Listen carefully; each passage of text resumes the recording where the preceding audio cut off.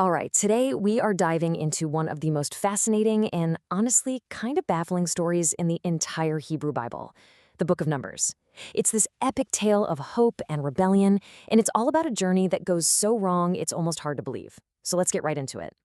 So here's the central puzzle. The thing that makes you stop and go, wait, what? The trip from Mount Sinai to the Promised Land, you could walk that in about 11 days. But that's not what happened. Instead, it took the Israelites 40 years. An entire generation lived and died in the wilderness. So, how on earth does an 11-day trip turn into a 40-year nightmare? That is the question we're going to unpack. You know, to really understand how it all fell apart, you have to see how perfectly it all started. Imagine the scene. They're at the base of Mount Sinai, they've got the law, they've built this incredible tabernacle, and there is this amazing feeling of hope and divine order. Everything is being organized with military precision for what everyone assumes is going to be a quick trip home. So what's the first order of business? A census. But this isn't just about counting people for the sake of it. No, this has a very specific purpose. It's military. They're counting every single man, 20 years and older, who can fight. And that number, over 600,000, tells you everything. This is a massive army getting ready for the conquest of Canaan. They're not just wandering aimlessly, they are mobilizing for war. And this organization, wow, it extended to the very way they set up camp.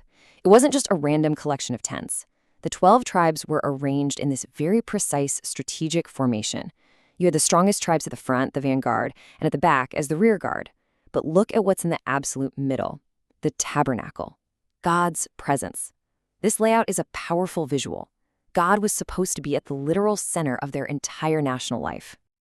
And then, immediately surrounding the tabernacle, you had the Levites, the priestly tribe, and their job was to take care of it. Their duties were broken down with incredible detail. It's kind of like this. The Gershonites handled the software, all the beautiful curtains and coverings. The Kohathites were in charge of the furniture, the really holy stuff like the Ark of the Covenant. And the Merarites, they handled the hardware, the heavy boards and pillars, the whole structure. Every single part had a person assigned to it. This was a nation on the move, a perfectly oiled machine ready for anything. But that perfect organization, that incredible sense of hope, it didn't last. Not even close. Almost as soon as they packed up and left Sinai, that beautiful order started to crumble. And in its place, you start to hear this rising sound of complaining and eventually full-blown rebellion. And you see this really ugly pattern start to form almost right away. First, they get to a place they end up calling Tabachera, which means burning, because they start complaining about their problems and a fire breaks out. Then it gets worse. They start complaining about the food God's providing, this miracle bread called manna, and they're actually crying for the meat and fish they had as slaves in Egypt. It gets so bad, a plague hits the camp. And then the rot spreads right to the top. Moses' own brother and sister, Aaron and Miriam, start challenging his leadership. It was like a virus of discontent, and it was spreading fast. So all of this complaining, all this rebellion, it's all building towards something. It's leading to one single dramatic moment of decision. It happens at a place called Kadesh Barnea, right on the very edge of the Promised Land. This was it. This was the point of no return, the moment that would seal the fate of an entire generation. Okay, so Moses sends 12 spies into the land, one from each tribe, to check it out. They're gone for 40 days. And when they come back, they all agree on the basic facts. The land is amazing, super fruitful. But their conclusions, their perspectives are night and day. 10 of the spies come back with a story dripping with fear. They talk about huge fortified cities and literal giants. Their bottom line, we felt like grasshoppers next to them. But two guys, Caleb and Joshua, they saw the same things, but they tell a completely different story. Theirs is a story of faith. They say, yes, the people are big, but the Lord is with us. Don't be afraid. So the nation had a choice. Listen to the voice of fear or listen to the voice of faith. And who do you think they listened to? Yup, the voice of fear. The entire camp just falls apart, weeping and raging against Moses. And what they say next is it's absolutely heartbreaking. After all the miracles, after escaping slavery, after everything God had done, they say, let's pick a new captain and go back to Egypt. Think about that. This wasn't just another complaint. This was a total rejection of their freedom, of God, of the entire mission. They wanted to go back to being slaves. Wow.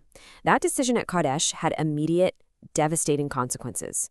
When they rejected God's promise, God handed down a judgment that would define the rest of their lives. In a tragic way, they got exactly what they asked for. They would die in the wilderness. And when God announces the punishment, he points something out. This wasn't a one-time mistake. He says this was the 10th time they had put him to the test since leaving Egypt. And you can count them: complaining at the Red Sea, the golden calf, the constant whining for food and water. This moment at Kadesh wasn't an isolated incident. It was just the final straw. And this is where the judgment has this kind of stunning, poetic justice. The spies spent 40 days in the land, planting seeds of fear and doubt. So the punishment for the nation was 40 years of wandering, 1 year for every single day of that mission. Every adult, 20 years and older, who had joined in that rebellion was sentenced to die in the desert.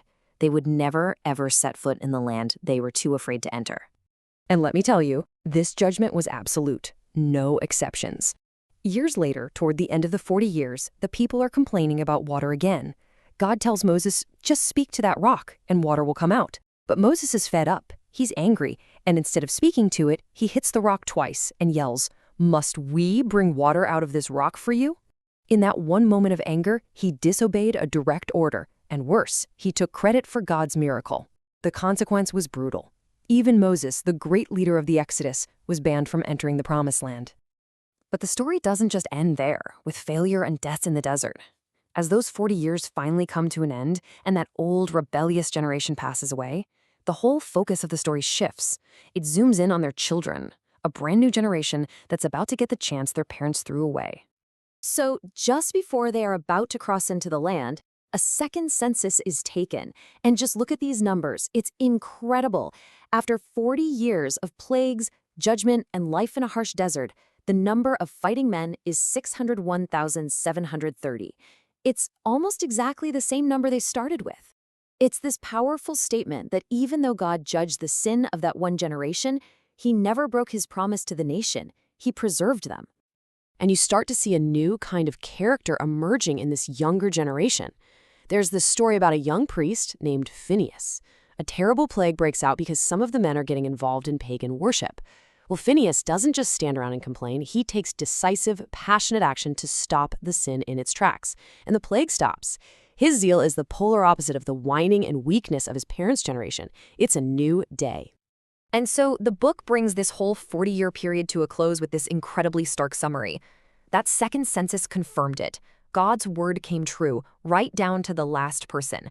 Of that entire massive army of over 600,000 men who stood at Sinai ready for conquest, only 2 were left: Caleb and Joshua, the 2 spies who chose faith when everyone else chose fear. So in the end, that 11-day trip took 40 years. Not because the desert was too big or the enemies were too strong, but because of unbelief. It's this powerful lesson that a promise isn't just about getting to the destination.